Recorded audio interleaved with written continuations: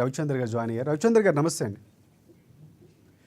Yes sir, Ravichandra గారు ప్రధానంగా అంటే కాంగ్రెస్ పార్టీకి సంబంధించి కూడా స్టాండ్ బయట పెట్టారు. స్టాలిన్తో పాటు నేను కూడా సై అంటూ రేవంత్ రెడ్డి గారు ప్రకటించారు. సో రావాల్సిన వాటాలు రావట్లేదని ఆయన చెప్తున్నటువంటి పరిస్థితి కనిపిస్తుంది. అందరూ ఏకం కావాలి దక్షిణాది రాష్ట్రాలన్నీ కూడా. సో అలాంటి అవసరం ఉంది, ఆ ఉనికిని కాపాడుకోవాల్సిన అవసరం ఉందని చెప్తున్నటువంటి పరిస్థితి కనిపిస్తుంది. సో ఇక్కడ బీజేపీ పార్టీ నిర్ణయాన్ని ఏ విధంగా చూస్తారు? మీ పార్టీ స్టాండ్ ఏంటి? రవిచంద్ర గారు ఒక విషయం అయితే ఎస్ చెప్పండి. వినిపిస్తుందా సార్? ఎస్ వినిపిస్తుంది, చెప్పండి రవిచంద్ర గారు. ముందుగా ప్యానెల్లో ఉన్నటువంటి మిత్రులకు నమస్కారం, మరి మీ టీవీ యాజమాన్యానికి కూడా నమస్కారం సార్. అయితే ఇక్కడ ఇప్పుడు డీలిమిటేషన్ సమస్యను తీసుకున్నట్లయితే భారతదేశం అంతా ఏకతాటి పైన భారతదేశం ఒకటే ప్రభుత్వం కేంద్రంలో నడిపిస్తుంది కాబట్టి ఉన్నటువంటి రాష్ట్రాలు ప్రతి రాష్ట్రానికి సమాన న్యాయం చేయాలని కోరుకునే దాంట్లో ముందు తెలంగాణ రాష్ట్రం ఉంటుంది, రాష్ట్ర ప్రభుత్వం కూడా ఉంటుందండి. ఇక్కడ డీలిమిటేషన్ ప్రతిపాదికన చూసుకుంటే కేంద్ర ప్రభుత్వం ఏదైతే నిర్ణయాలు తీసుకుంటుందో అంటే రాష్ట్ర జనాభా ప్రాతిపదికన తీసుకుంటుందని ఒక నానుడి ఉంది కాబట్టి రాష్ట్ర జనాభా ప్రాతిపదికన తీసుకుంటే దక్షిణాది రాష్ట్రాలకు తీవ్ర అన్యాయం జరుగుతుంది అనేది దక్షిణాది రాష్ట్రాల్లో పాలించేటువంటి ప్రభుత్వాలది, అక్కడ ఉన్నటువంటి ముఖ్యమంత్రి వారి యొక్క ఆలోచన. ఆ రకంగా చేస్తే దక్షిణాది రాష్ట్రాలు చాలా నష్టపోతాయి. కాబట్టి దక్షిణాది రాష్ట్రాలు జనాభా ప్రాతిపదిక కాకుండా ఉత్తరాది అయినా దక్షిణాది అయినా అక్కడ ఉన్నటువంటి సీట్ల ప్రతిపాదికన డీలిమిటేషన్ చేసి సీట్ల సంఖ్యను పెంచాలని కోరుకుంటున్నాం. అయితే ఇక్కడ దీనికి ఉదాహరణ కూడా ఏంటంటే మనకు అమిత్ షా గారు చేసిన ఆరోపణలు ఏం చేశారు, దక్షిణాది రాష్ట్రాలలో ఎక్కువ సంఖ్యలో సీట్లు పెరగకపోవచ్చు అనే ఒక మాటను వాళ్ళు ప్రతిపాదన పెట్టడం వల్ల ఇది జనాభా ప్రాతిపదికనే మాత్రమే ఈ డీలిమిటేషన్ జరుగుతుంది, రాష్ట్రాల్లో ఉన్నటువంటి ఎంపీ సీట్ల సంఖ్య ప్రకారం జరగదు అనే ఒక అనుమానం తెరపైకి వచ్చేసి దీనిపైన ఏ రాష్ట్రంలో ఉన్న ప్రభుత్వం అయినా దీన్ని వ్యతిరేకించే ప్రయత్నం చేస్తున్నాయండి. రైట్, మనకి బండారు రామ్మోహన్ రావు గారు ఉన్నారు. రామ్మోహన్ రావు గారు నమస్తే. రైట్, రామ్మోహన్ రావు గారు చెప్పండి. అంటే ప్రధానంగా రెండు పార్టీలు వర్షం విన్నాం. ప్రధానంగా ఇది ఎందుకు ఇంత వేరియేషన్ రావాల్సిన అవసరం ఉంది? కేంద్రం తీసుకున్న నిర్ణయం సరైనది కాదంటారా? ఎందుకు అంటే విమర్శలు చేస్తున్న దక్షిణాది ఉత్తరాది ప్రాంతీయ భేదాలు, మళ్ళీ భాషలు రక్షించుకోవడానికి మళ్ళీ ఉద్యమాలు కావాలి. సో ఈ నేపథ్యంలో విమర్శలు చేస్తున్నారు. అసలు ఏంటి కేంద్ర ప్రభుత్వం తీసుకున్న విధానంలో ఏమైనా పొరపాట్లు ఉన్నాయంటారా? అసలు ఏమంటారు? అసలు రాజశేఖర్ గారు, మీకు, శ్రీకాంత్ గారికి, రవిచంద్ర గారికి అందరికీ నమస్కారం. అట్లాగే అమ్మా న్యూస్ ప్రేక్షకులకు కూడా. అంటే శ్రీకాంత్ గారు మాట్లాడింది ఓన్లీ రాష్ట్ర విభజన చట్టంలో ఉన్న అసెంబ్లీ సీట్ల గురించి మాట్లాడారు. మనం మాట్లాడుకుంటుంది డిలిమిటేషన్ లో దేశంలో ఉన్న పార్లమెంట్ సీట్ల గురించి మాట్లాడుకోబోతుంది. అందుకని డిలిమిటేషన్ యాక్ట్ లో ఈ సీట్లు పెరగడం అనేది మన రెండు రాష్ట్రాలకి పరిమితం, అంతటికి కాదని. కనుక ఇది వేరే డిలిమిటేషన్ యాక్ట్ లో ఉంది, మన విభజన చట్టంలో ఉంది, మనకు ఆంధ్రప్రదేశ్ విభజన చట్టంలో ఉంది, అది వేరు. ఒకసారి కొంచెం వెనక్కి పోదాం. మనకు 1952లో ఫస్ట్ డిలిమిటేషన్ 1950లో జరిగి ఏం చేశారంటే 51, 52లో ఎన్నిక జరిగినప్పుడు దేశవ్యాప్తంగా 459 పార్లమెంట్ స్థానాలే ఉండే. కానీ అప్పుడు ఫస్ట్ డిలిమిటేషన్ తర్వాత ఏం చేశారంటే మొత్తం దేశవ్యాప్తంగా 10 సంవత్సరాలకు ఒకసారి డిలిమిటేషన్ చేయాలని రూల్ పెట్టుకున్నాం. 1951లో జరిగింది, 61లో జరిగింది, మళ్ళీ 71లో జరిగింది. మొత్తం 3 సార్లు గతంలో జరిగింది. తర్వాత 2003లో జరిగింది. అంటే 76 తర్వాత మళ్ళీ ఇప్పటిదాకా జరగలేదు, 2003 దాకా. అట్లా చూసుకుంటే ఇప్పుడున్న 543 సీట్లు ఎప్పటివి అంటే 1971 జనాభా లెక్కల ప్రకారం డిలిమిటేషన్ జరిగిన లెక్కలు ఇవి. ఏది ఇప్పుడు జనాభా లెక్కలు తీసుకుంటే 2003లో కూడా అదే 543 సీట్లు ఉంచారు. దేశవ్యాప్తంగా ఒక చట్టం చేశారు. ఎందుకంటే ఆనాడు 1960స్లో 67, 68లో 2 లేక 3 పిల్లలు చాలు అని పెద్ద ఎత్తున కుటుంబ నియంత్రణ మనం ప్రచారం చేసుకున్నాం. దాని ప్రకారం ఏమైందంటే దక్షిణ భారతదేశంలోని తమిళనాడు, అట్లాగే కేరళ, పుదుచ్చేరి, ఆంధ్రప్రదేశ్, అప్పుడు ఆంధ్రప్రదేశ్ ఉండే కదా, ఇప్పుడు తెలంగాణ, ఆంధ్రప్రదేశ్ అనుకోండి, కర్ణాటక, ఈ 6 రాష్ట్రాలు ఏవైతే ఈ కుటుంబ నియంత్రణ ఎక్కువ పాటించడం మనం.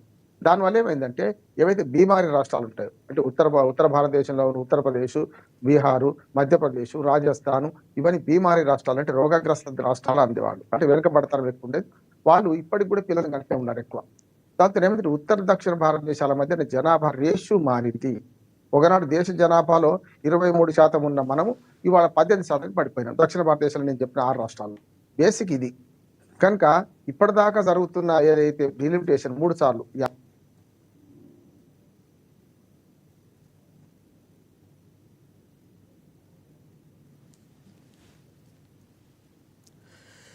రైట్. రైట్.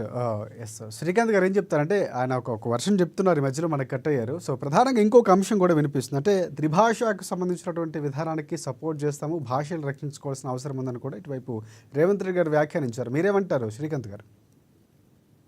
ఇది ఏదో ఒక స్టేట్మెంట్ ని పట్టుకొని చేయడము, డిస్కషన్ పెట్టడము, దీని గురించి రెచ్చగొట్టడం అనేది నేనైతే కరెక్ట్ కాదనుకుంటున్నాను. ఏదైతే మనకి ఇప్పుడు మనం మాట్లాడుకుంటున్న ఈ అంటే డిస్కషన్ లో భాషలు ఎక్కడ రక్షించుకోవాల్సిన అవసరం రాష్ట్రాలకి 100% ఉందండి. భాషను రక్షించుకోవాల్సిన అవసరం ప్రతి ఒక్క భాషకి సంబంధించిన వ్యక్తి భాషను రక్షించుకోవాలనే కాపాడ ఉంటది. కానీ భారతీయతకి మనం హిందీ భాషని రాష్ట్రీయ భాషగా మనం ఎన్నుకున్నాం కాబట్టి హిందీ భాషతో పాటు మనం తెలుగు వాళ్ళు కానీ తెలుగు అక్కడ కమిడియన్స్ పూర్తిగా తమిళనాడుకు సంబంధించి రాష్ట్రీయ భాషగా ఎవరు ప్రకటించారు? బలవంతంగా రుద్దే ప్రయత్నం చేస్తున్నారు. మార్చే ప్రయత్నం కేంద్రం చేస్తుందని పదే పదే ఆరోపిస్తున్నారు. ఎందుకంటారు? సార్ నేనేమంటున్నానంటే ఇవాళ హిందీ భాష ఇవాళ కొత్తగా వచ్చింది కాదు మనకి. మనము భారతదేశంలో హిందీ భాష అనేది రాష్ట్రీయ భాష అనేది మనం డిసైడ్ చేసుకున్నది. ఏదో బీజేపీ గవర్నమెంట్ రాగానే హిందీ భాషని రాష్ట్రీయ భాషగా ఎక్కడ డిక్లేర్ చేయలేదు.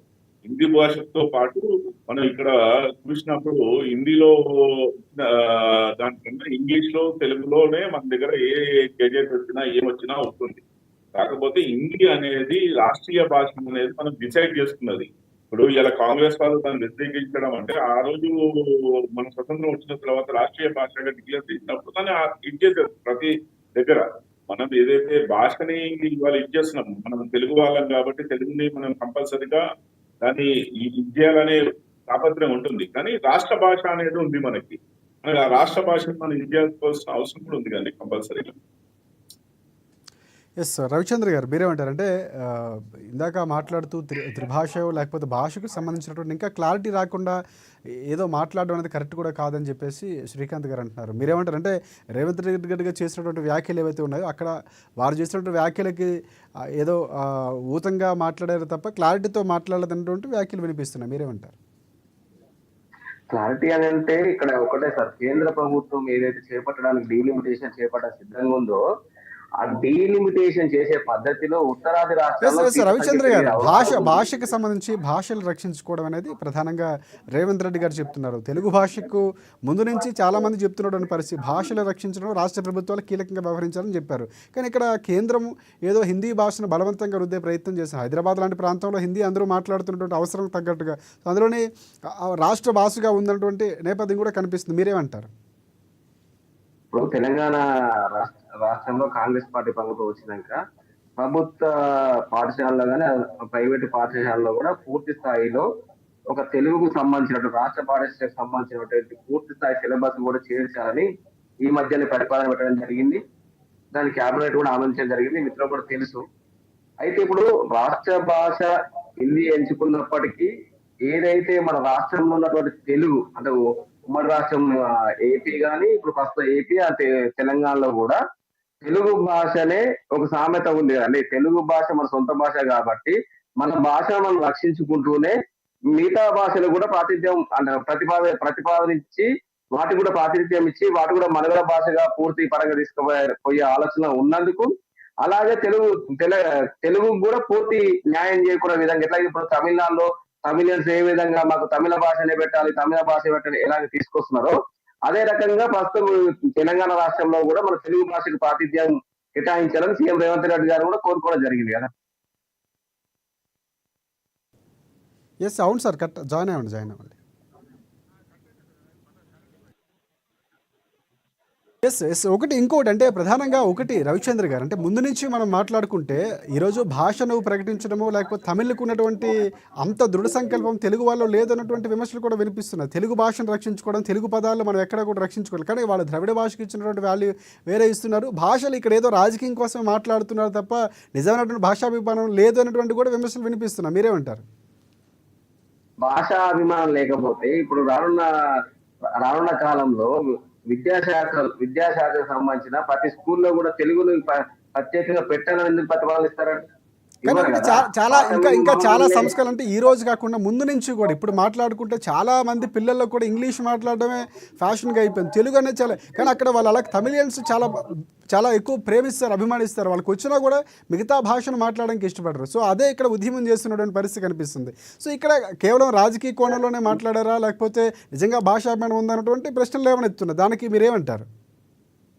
ఇప్పుడు తమిళ స్టేట్ కి హైదరాబాద్ తెలంగాణ రాష్ట్రానికి కొంచెం డిఫరెన్స్ ఉంటది. ఎందుకంటే హైదరాబాద్ రాష్ట్రంలో అన్ని మతాలకు సంబంధించిన వ్యక్తులు, అన్ని దేశాలకు, అన్ని రాష్ట్రాలకు సంబంధించిన వ్యక్తులు ఇక్కడ నివాస యోగ్యంగా ఉన్నారు కాబట్టి ఇక్కడ మన తెలుగు భాష కంటే హిందీ భాష అయినా ఇంగ్లీష్ భాష ఎక్కువ వాడుకలు ఉంటుంది. ఎందుకంటే వివిధ రాష్ట్రాల నుంచి ఇక్కడ వలస వచ్చి బతికే వాళ్ళు, వివిధ రాష్ట్రాల నుంచి ఇక్కడికి ఉద్యోగరీత్యా వచ్చిన వాళ్ళు కాబట్టి వారి రోజువారి జీవన పరిణామాల్లో జరిగిన క్రమంలో భాషలు పెరిగినాయి తప్ప కానీ ఇక్కడ తెలుగు భాషని కించపరచాలనో, తెలుగు భాషని అసలు వాడక భాష ఉంచొద్దన్న ఆలోచన ఎవరికి లేదు.